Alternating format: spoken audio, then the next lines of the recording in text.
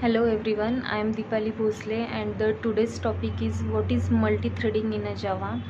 What are the methods used in an multi-threading? What are the advantages of an multi-threading? These all are we see in details.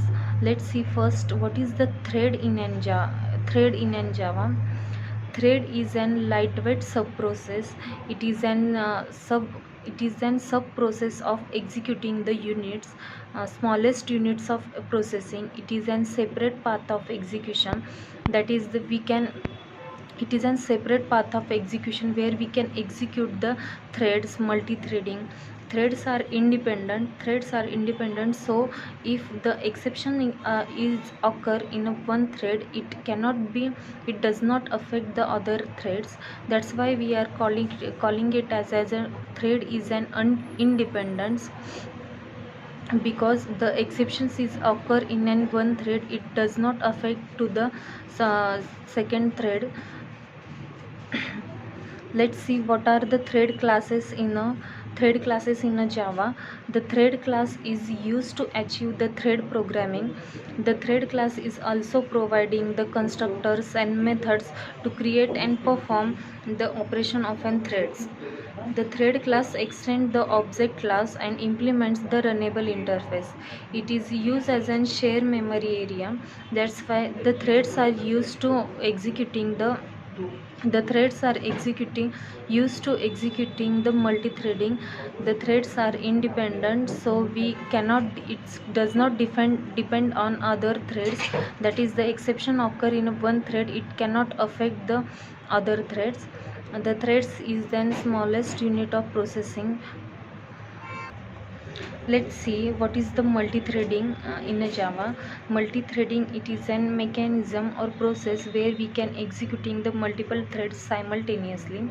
In that we use the thread is a lightweight subprocess, the smallest unit of processing, and the multiprocessing and multi-threading both are used to achieve the multitasking. We use the multi-threading that process multiple processing because the threads are use a share memory area. They don't allocate a memory so saves the memory and context switching between the threads and takes the less time to process. The Java multi-threading is mostly used in game and animation, and the advantages of multi-threading is that it does not block the user because threads are independent and you can perform the multiple operation at the same time.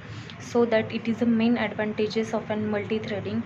You can perform the many operations together and to save it, so it saves the times. Threads are independent, so it does not affect the other threads. That is the exception occurs at in a single thread, it does not affect the other threads. Let's see the now what is the multitasking. Multitasking is an process of executing the multiple tasks simultaneously. That is, we use the multitasking to utilize the CPU, that is central processing unit. And the multitasking can be achieved in and two ways. First way is the process based multitasking and the second way is the thread based multitasking. The process based multitasking is also called as an multiprocessing, and the thread based multitasking is called as an multi-threading. Let's see in detail the process based multitasking. The each process has an address in an memory. That is, the each process allocates an separate memory area. The process is an heavyweight, the communication cost is an process is an high. Is switching from one process to another process require some time to saving and loading the register maps and uploading the list. This is all about an process based multitasking, that is the multiprocessing. Let's see the what is the thread based multitasking, that is the multi-threading. The threads each share the same address space. A thread is then lightweighted and the cost of the communication between the thread is very low. That's why we are using the multi-threading in a Java. The threads are the lightweight subprocess and it is the smallest unit of processing.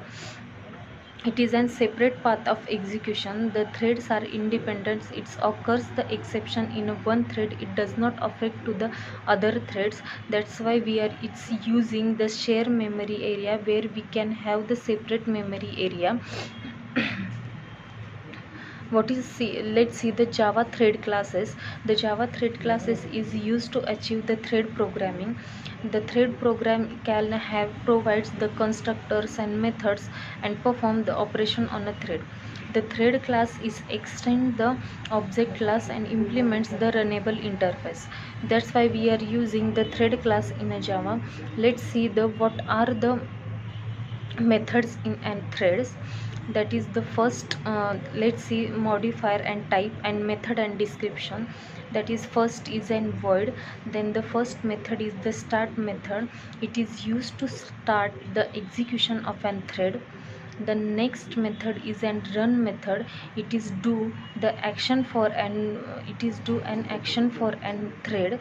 That's why we are using the run method. Third method is an sleep method. The description of this method is why we use the sleep method in an multi-threading. It sleeps the thread for the specified amount of time. Then next method is use the modifier type as a static thread and the current thread, and that is it returns the reference to that currently executing thread to the object.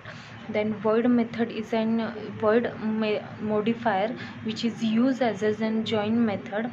It waits for thread where with its wait for thread where the thread is die. The next method is an get priority. That is its modifier type is an int because it return the priority of an thread. The next method is an modifier type is an void and set priority. It changed the priority of an thread. Then the modifier type is an string and get name. Get name is an method. By using the method we can return the name of the string. The next modifier it is an void. That is the set method. It changes the name of the thread. And the run method is used to wait for an action which is a test alive method. Is the test alive method is test if the thread is alive or not. The next method is an static void method. That is yield method. It causes the currently executing thread object and to pause to allow the other threads to execute the temporarily. Then void method is used to it is an modifier where we can use as an suspend method. It is used to suspend the threads. It is used to suspend the thread. These all methods are used in a exception handling. The next method is the stop method.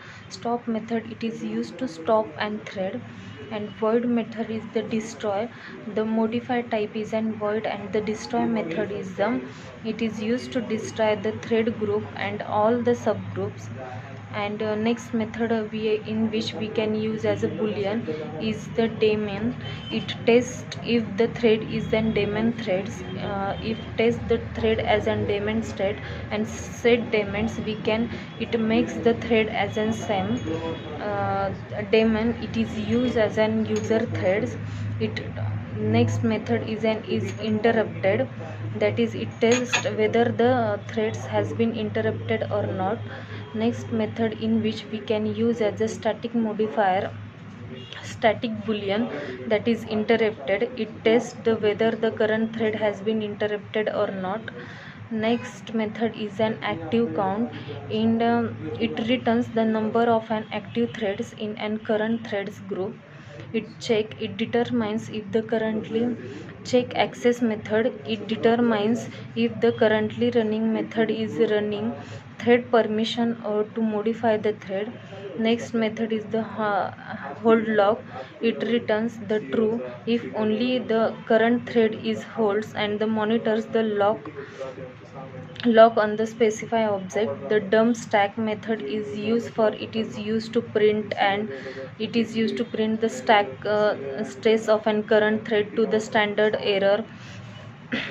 The get stack trace it returns an array of an stack trace element and representing the stack of the dump of the thread. run method is also used to the get state method is used to return the state of an thread. Next method is an get thread group. It is used to return the thread group to which these threads are belonging. Next method is the toString method. It is used to return a string representation on this thread and including the thread names priority. These all methods are used in an multi-threading. This is all about the multi-threading in a Java and the methods of multi-threading. Thank you.